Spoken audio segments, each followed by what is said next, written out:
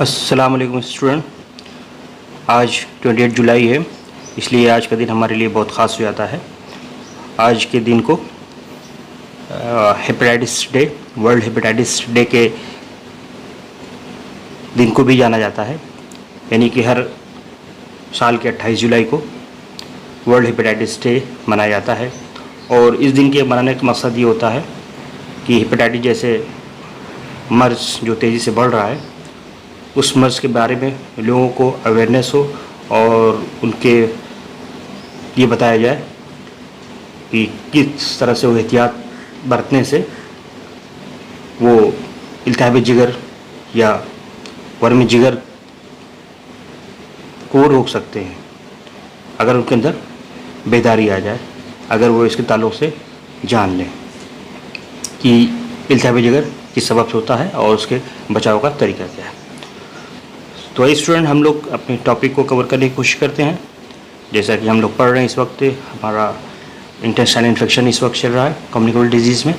उसमें हमने typhoid, cholera, polio पढ़ लिया है। अब आज हम लोग बात करेंगे वायरल हेपेटाइटिस की।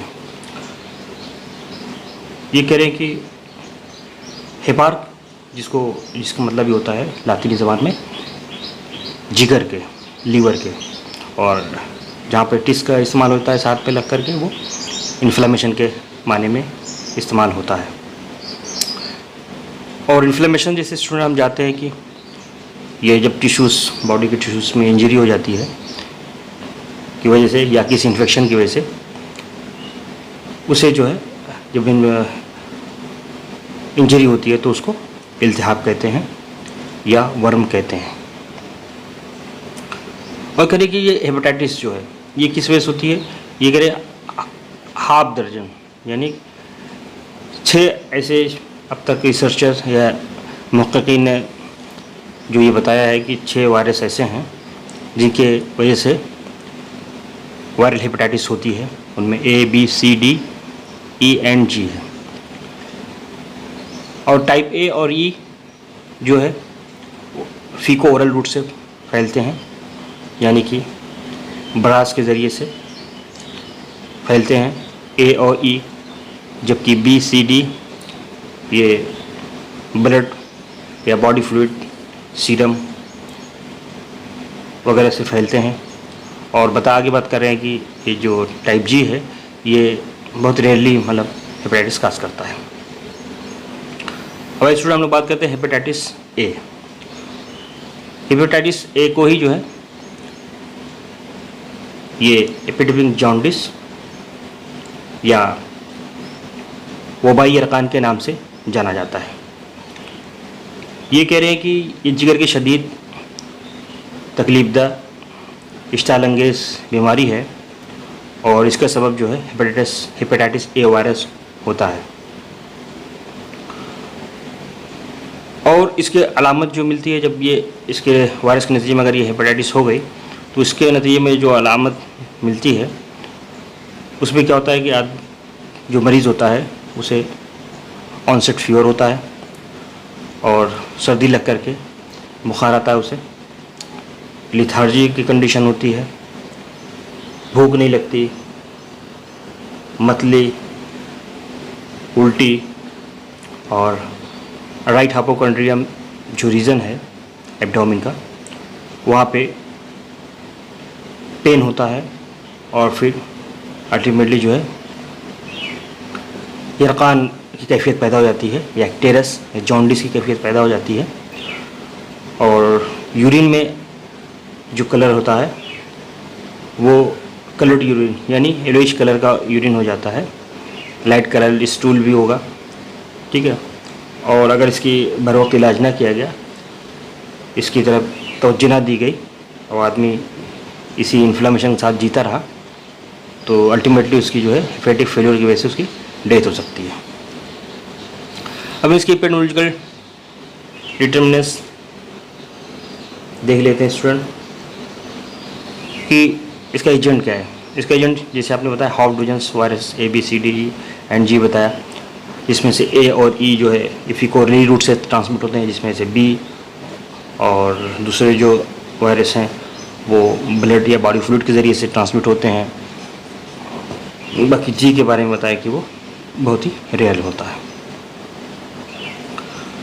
तो अगर हेपेटाइटिस ए की बात करें तो कह रहे हैं कि ये वायरस क्या है, एंटेर वायरस ए के टाइप 72 ऑफ द पिकोनोवायरिडी फैमिली से, इसका इस ग्रुप का जो हेपेटाइटिस ए वायरस है ताल्लुक़ रखता है पिकोनोवायरिडी फैमिली से। और ये करेंगे लो पीएच पे रेसिस्टेंट होता है, हीट एंड केमिकल इस पर असर नहीं करती है, और ये 10 दिन तक जो कुएं का पानी होता है उसके अंदर सर्वाइव कर सकता है। और अगर 60 डिग्री सेल्सियस पर जो है 1 घंटे तक भी इसको हीट किया जाए तो भी ये वायरस सर्वाइव करता है। द वायरस इज़ इनएक्टिवेटेड, सिर्फ कह रहे हैं कि ये वायरस इनएक्टिवेट होगा अल्ट्रा वायलेट रेस के ज़रिए से, या 5 मिनट बॉइलिंग फॉर, ठीक है, या 5 मिनट अगर आपने बॉयल किया तो या ऑटोक्लेव किया तो उसमें ये वायरस जो है इनएक्टिवेट हो जाता है। अब इसका रिजर्वायर ऑफ इन्फेक्शन क्या है? The human cases are the only reservoir of infection, यानी इंसान ही जो है केसेस में, हालत में कि जब वो केस होता है तो वही जो है वो रिजर्वायर होता है जिसके अंदर से ये वायरस मौजूद होते हैं। अब जिसके अंदर ये होता है तो ज़रूरी नहीं है कि उसके अंदर अलामत मिले, बाकी वगैरह अलामत भी हो सकता है ना, एसिम्प्टोमेटिक हो सकता है या बहुत सीवियर भी, अगर अलामत मिलती है तो बहुत सीवियर भी कंडीशन हो सकती है।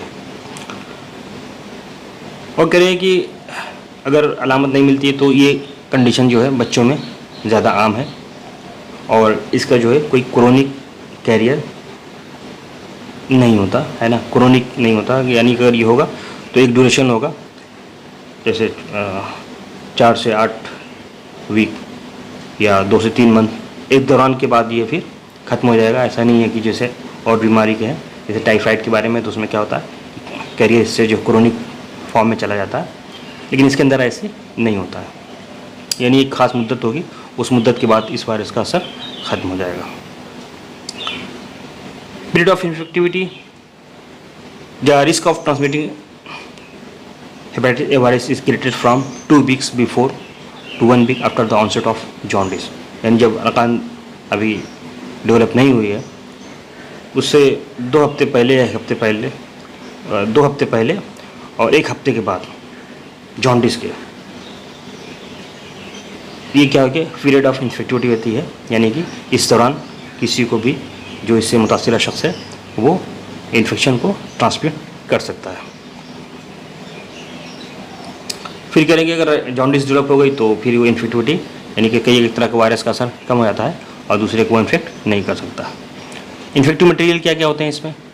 खासतौर से होता है कि फीकोरली रूट से फैलता है, तो जाहिर सी बात है कि ये मैन के जो फीसिस है, ये खासतौर से हेपेटाइटिस ए और ई जो है फीसिस के तौर से के ज़रिए से फैलते हैं, जबकि हेपेटाइटिस बी और सी और दूसरे जो वायरस हैं एक्सेप्ट जी, ये सब जो है खून, सीरम और अदर फ्लूइड्स और इन्फेक्टिव होते हैं during the breath stage of the viraemia. खासतौर से इसकी भी कंडीशन है, ये सब यानी ब्लड, सीरम और जो बॉडी को फ्लूइड हैं वो जब वायरीमिया की कंडीशन, यानी कि जब वायरस ब्लड में आ जाता है उसी कंडीशन में है तो एक दूसरे को ट्रांसमिट करता है या इसका पीरियड ऑफ इन्फेक्टिविटी होती है। अब इसके हम वायरस एक्सक्रीशन, यानी वायरस कैसे ज़रिए से बॉडी से बाहर आता है, तो ये बताया कि excreted in the faeces for about 2 week before the onset of jaundice, यानी यकान पैदा होने से, जॉन्डिस पैदा होने से 2 हफ्ते पहले है ना, बिफोर जो है ये क्या एक्सक्रीट करता है, जो इसका केस होता है। और फिर कहते हैं कि ये 2 वीक तक उसके बाद इसके अंदर रहता है, और जैसे अभी ऊपर बताया मैंने, जॉन्डिस जब डेवलप हो जाती है तो उसके बाद ये केस, ये मतलब जो है इसका असर या इसका ये वायरस का अगर एक्सक्रीशन होगा भी तो भी उसका असर ज़्यादा नहीं रहता। फिर आगे कह रहे हैं कि ये कम ही देखा गया कि ये फीसिस के ज़रिए तो फैल सकता है, लेकिन आदमी के बॉल के ज़रिए से भी या उसकी यूरिन के ज़रिए से फैल सकता है, तो ऐसी कंडीशन जो रिसर्चर बताते हैं ऐसी बहुत कम होता है। या referential secretions of infected person, ये भी नहीं होता है। है ना। जैसे बात किया ना कि बॉडी फ्लूइड वगैरह से भी फैलता है, तो क्या ये पर्सन के इस चीज़ इस्तेमाल होता है? कहते हैं रियली मतलब ऐसा मिलता है कि इन सब चीज़ों का इस्तेमाल हो, खास हेपेटाइटिस ए और ई की बात जो कर रहे हैं। बट जब बी और उसके दूसरे वायरस की बात करेंगे तो उसमें जो है ब्लड और दूसरे बॉडी फ्लूइड्स हैं, जो अगर वायरिमिया कंडीशन है तो उसमें ये फैल सकते हैं। अब इस स्टूडेंट्स के होस्ट की बात करें, फैक्टर जो होता है होस्ट फैक्टर, एज, ये कह रहे हैं कि बच्चों में ये ज़्यादा होता है और एडल्ट के बिलमुकाबिल, और ये सिम्टोमेटिक केस ज़्यादा होते हैं। फिर भी कह रहे हैं कि और भी सभी एजेस में ये बीमारी हो सकती है। और सेक्स की बात करें तो उसमें दोनों सेक्स इक्वली जो है ससेप्टिबल होते हैं कि उनको ये बीमारी हो सकती है। अगर एक बार ये बीमारी हो जाती है तो फिर immunity after attack probably last for life के ई मिस हो गया स्टूडेंट, आप इसको लिख लीजिएगा। यानी कि अगर इसका किसी को ये मर्ज़ लाक हुआ तो फिर वो उसके बाद जो उसको इम्यूनिटी डेवलप होगी वो उसके लाइफ लॉन्ग रहेगी, यानी उसकी क़ुव्वत मनात ताहयात रहेगी। अब नेक्स्ट बात करते हैं एनवायरमेंट फैक्टर्स। जैसे बताया आपको फीसिस है, तो अब ये आप इससे नज़र आ सकते हैं, है ना, कि ये कब कब फैल जाता है या कौन से ऐसे फैक्टर इन्वायरमेंट जो इसकी तरफ फैलने में, है ना, इसके मुआविन मददगार होते हैं। उसमें कहते हैं केसेस में अगर थ्रू आउट द ईयर, पूरे साल भी मिल सकते हैं, लेकिन जो है हिंदुस्तान में अगर उससे पर्सपेक्टिव से बात करें तो ये हैवी रेनफॉल जब होता है तो उसमें क्या होता है कि नालियों के ज़रिए से जो गंदगी होती है वो एक जगह से दूसरी जगह जाती है और फिर इसके बीमारी के होने के चांसेस होते हैं। Poor sanitation and over crowded favour the spread of the infection. जहाँ बहुत ज़्यादा भीड़ भाड़ होगी, ओवर क्राउडिंग होगी, वहाँ पर भी ये एक वायरस को एक इन्वायरमेंट मिलेगा और ये आसानी से दूसरे तक मुंतकिल हो जाएगा। अभी मोड ऑफ ट्रांसमिशन जैसे आपको पता है फीकल ओरल रूट से होता है, और यही कहते हैं हेपेटाइटिस ए जो है यही मेजर होता है, जो रूट जो होता है वो यही मेन है, क्या, फीकल ओरल के ज़रिए से। ये कह रहे कि डायरेक्ट हो सकता है पर्सन टू पर्सन कॉन्टैक्ट, या indirectly by the way of contaminated water, food और मिल्क, यानी किसी ने की फीसिस में ये वायरस मौजूद है और वो अपने हैंड वॉश किए कुछ और किसी को हैंडल कर दिया, किसी को सामान दे दिया, ठीक है ना, तो वो उसको भी इनडायरेक्टली हो जाएगा। पेरेंटल रूट की बात करें तो हेपेटाइटिस रियली, यानी हेपेटाइटिस रियली होता है, यानी कि अगर फीकल रूट्स के अलावा जो और भी रूट्स हैं बॉडी के, अगर वो उसके थ्रू अगर वो जाते हैं जिस्म के अंदर तो उसे पेरेंटल रूट कहते हैं। करेंगे पेरेंटल रूट तो ये अनकॉमन है, यानी रियली होता है, ऐसा नहीं होता है कि, है ना, वो जब भी ये हेपेटाइटिस ए काज करेगा वो जो है ओरल के रूट का, है ना, फीको ओरल इसीलिए कहते हैं। Parenteral blood and blood products और skin penetration through contaminated needles वगैरह, जो ये इसके पेरेंटल रूट जो होता है उसकी ये आगे एक्सप्लेनेशन कर रहे हैं। अब फिर तीसरा पॉइंट है कि मैं मोड ऑफ ट्रांसमिशन में जैसे फीवर ओरल, पेरेंटल रूट, और तीसरा है सेक्सुअल ट्रांसमिशन, यानी कि as a sexual transmitted infection hepatitis A में occur mainly among homosexual man because of oral anal contact. तो ये भी एक क्या है, ट्रांसमिशन होने का एक जरिया ये भी है। नेक्स्ट बात करते हैं स्टूडेंट का इंक्यूबेशन पीरियड एंड मुद्दत हज़ानत की, वो 10 से 50 डेज है, यूजली 14 से 28 डेज इसकी रेंज है। अब स्टूडेंट की बात करते हैं इसकी अलामत की, क्लिनिकल फीचर की। दीज अगर इन 3 स्टेजेस, 3 स्टेज में होता है। एक प्रीक्टेरिक यानी कि जॉन्डिस से पहले, एक एक्टेरिक यानी जिसमें जॉन्डिस हो जाएगी, और तीसरा कन्वेंशनल स्टेज यानी कि जब आदमी क्या होता है कि इससे डिजीज से निजात पा जाता है, लेकिन फिर भी वो क्या है कि मतलब उसके अंदर अभी भी नकात रहती है, कमज़ोरी रहती है, कन्वेंशनल स्टेज में रहता है, यानी हालत सालसा भी कहेगी उसे, हालत सालसा में वो रहता है। अब कह रहे कि प्रीक्टेरिस यानी इसको प्रोड्रोमल स्टेज भी कहते हैं, ये अब जो है इसके बारे में हम लोग पढ़ेंगे। इसमें कह रहे कि इस स्टेज में क्या क्या होता है कि जो बुखार होगा सडन ऑनसेट होगा और ठंड लग के आएगा, तो थकावट आदमी महसूस करेगा, ठीक है, लिथार्ज होगा, सर दर्द होगा, पूरा जिस्म दर्द होगा और ये 1 से 2 दिन तक रहेगा। उसके बाद फिर जो जिस पर्सन में ये हुआ है उसके राइट साइड में जो है उसका लीवर क्या है इनलार्ज हो जाएगा और इस वक्त सच एज एनोरेक्सिया, भूख में कमी होगी, नौशिया होगी और वोमिटिंग की कंडीशन भी उसके अंदर डेवलप हो जाएगी। और हाई कलर्ड यूरिन, उसका कलर जो है यूरिन देखेंगे तो येलोइश कलर होगा और लाइट कलर इसका स्टूल होगा। ये जो कंडीशन रहती है 3 to 5 डेज रहती है। और right upper quadrant of abdomen जो है वहाँ पर पेन होगा, डिस्कम्फर्ट। एक्टेरिक स्टेज में स्टूडेंट, इस कंडीशन में जो एक्टेरिक स्टेज यानी इसमें जॉन्डिस डेवलप हो जाएगी। जो ये जॉन्डिस है ना, जो कहते हैं कि ये लोग कोलोरेक्शन इसका एक रफ वो है ना, लेकिन जो है उसकी जॉन्डिस की आपने पढ़ा होगा सेकेंड ईयर में, है ना, कि ये तो एक रफ माना जाता है कि आपका कलर से बताता है कि जॉन्डिस है। नहीं, जब तक कि जो है बिलिरुबिन अगर ब्लड में नहीं डिटेक्ट हो रहा है तब तक उसे जॉन्डिस नहीं कहेंगे। मतलब एक और उसकी तरफ रहनुमाई मिल जाती है कि हाँ मे भी इनको चांसेस हो सकते हैं। और जब जॉन्डिस डेवलप हो गई उसमें क्या होता है कि फिर फीवर सबसाइड हो जाता है, skin looks like yellow and skin lemon जैसी हो जाती है, severity of nausea and vomiting कम हो जाती है और जो हाई कलर यूरिन है लेकिन वो क्या है उसका कलर बाकी रहेगा, यानी हाई कलर यूरिन क्या है इंसान तो होती रहेगी। फिर कह रही है जॉन्डिस जो है 2 हफ्ते तक चली जाएगी, उसके बाद फिर इस स्टेडली धीरे धीरे कम होती जाएगी। और जब एग्ज़ाम एब्डोमेन का एग्जामिनेशन करेंगे तो उस कंडीशन में भी अभी लीवर क्या है लार्ज रहेगा, सॉफ्ट टेंडर और सरफेस स्मूथ, स्प्लीन में भी enlarge. This stage last for 4 to 6 week. Convergent stage की बात करें स्टूडेंट, स्टेज ऑफ रिकवरी जिसे कहते हैं, 6 to 8 वीक की बात कह रहे हैं कि क्या होगा कि inflammatory process comes down, there is regeneration of the liver. So ये लीवर के ताल्लुक से अल्लाह ताला ने का एक कहिए कि मुआजिज़ा है कि लीवर बहुत जल्दी से रीजनरेट हो जाता है। जैसे नर्व्स के मालूम ताल्लुक से ये है कि वो रीजनरेट होती नहीं है, एक बार अगर उसका वो ख़त्म हो गई या उसका फंक्शन बंद हो गया तो दोबारा फंक्शन नहीं करते।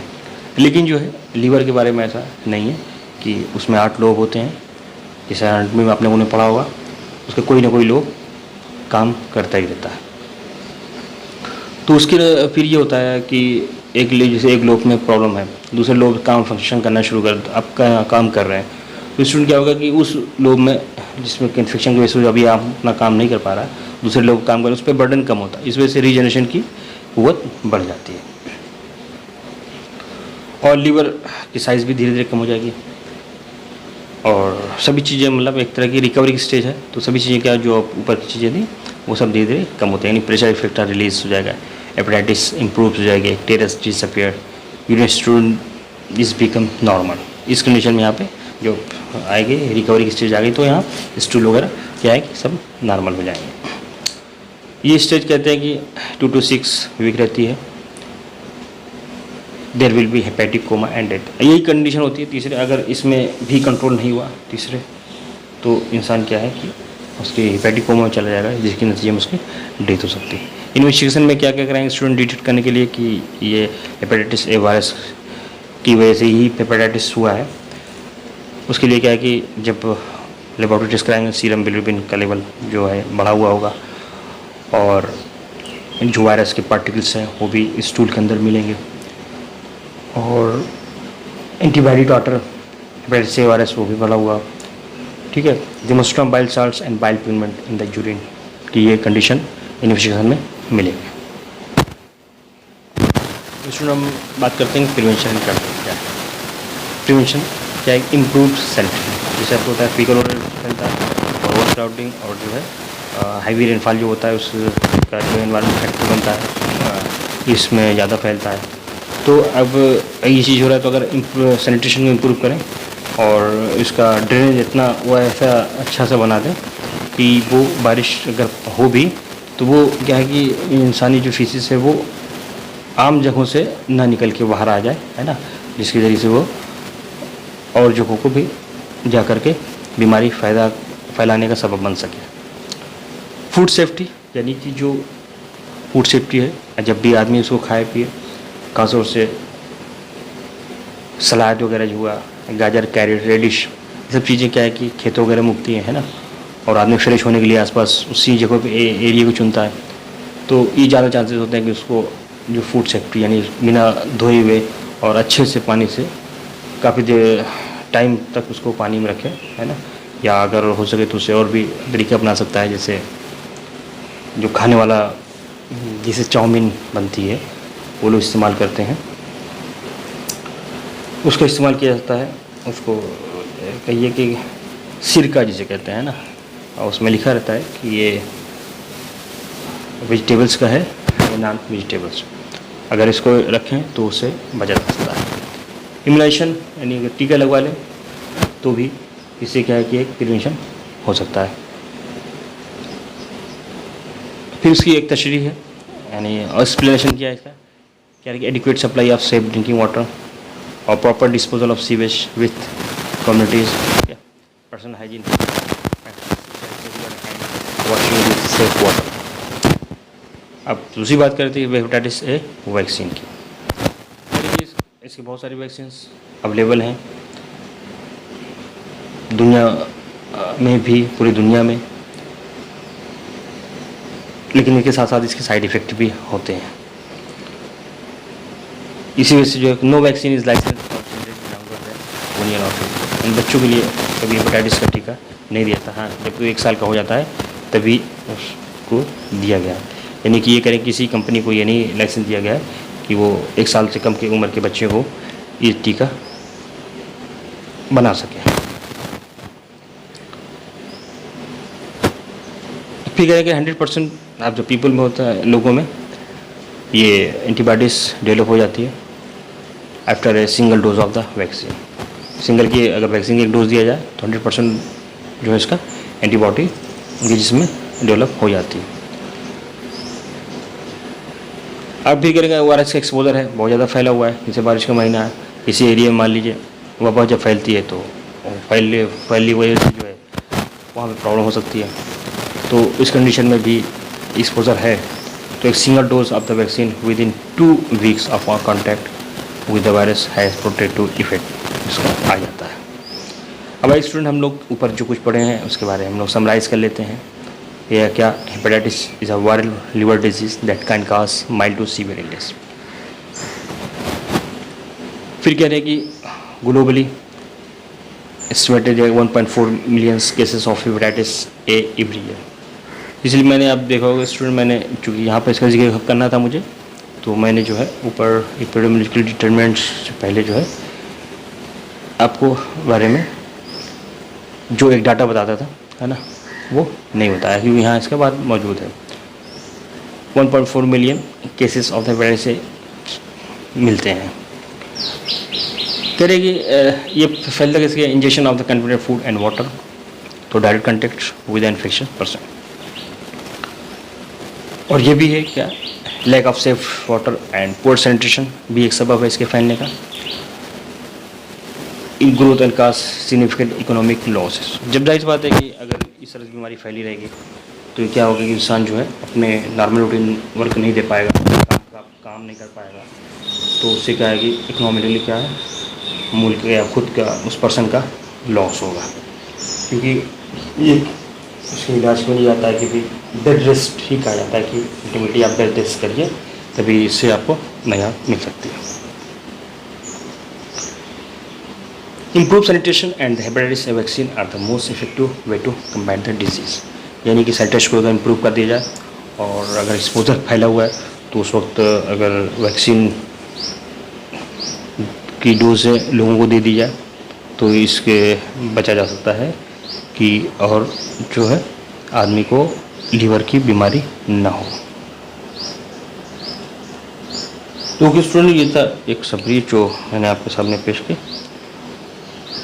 हम लोग मिलते हैं नेक्स्ट लेक्चर में, तब तक के लिए मुझे इजाज़त दीजिए।